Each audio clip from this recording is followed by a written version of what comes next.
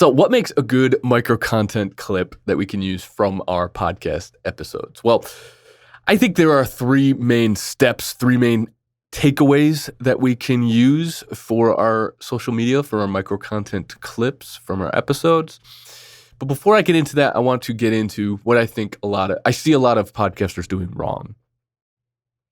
And that is only posting when the episode goes live, only posting a short description of the episode and maybe a link and maybe a graphic to go along with it. And I think that that's not really driving any engagement on their social media, on their LinkedIn or whatever social media platform that they're using. And I think that people that are already aware and already a supporter of you and your show, those are really the only people that are going to be engaging with those posts.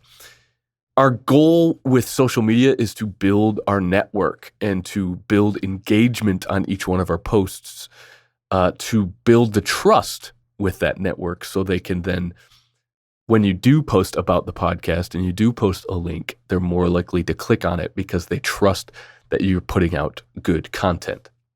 All right, with that being said, let's get into the 3 steps I use to create micro-content clips.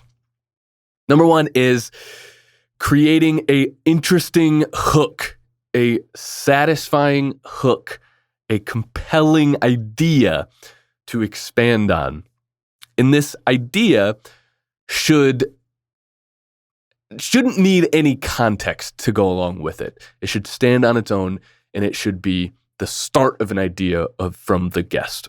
So that's number 1. Number 2 is actually expanding on that idea. And it's really important that when we're expanding on this idea and this idea alone, that we don't open up any new thoughts. We don't open up any new avenues that the guest is taking. If they're going on, maybe giving too many examples or going on a tangent, we need to trim that fat and keep it on the rails. Keep it as simple as possible for the viewer of that post. Because as we know, real estate is tough to come by in social media. We need to stop the scroll and we need to make it as compelling as possible and as simple as possible for the viewer. Now, the third thing is creating a satisfying ending, a satisfying closing. Now, this needs to be decisive. This needs to feel like the guest is closing out their thought.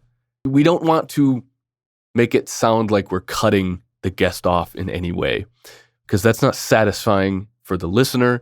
They're going to leave feeling like they're missing something. Even if they did stick around to watch the whole thing, now they might not watch your next one because there's a subconscious feeling that they're missing something from the last one.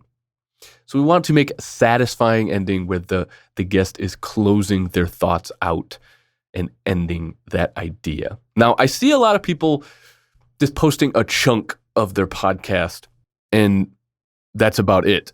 Now, it's not necessarily a bad thing, especially if your guest is concise and well-spoken. But a lot of the times, as we know, our guests can go off on tangents or create new ideas within that one idea.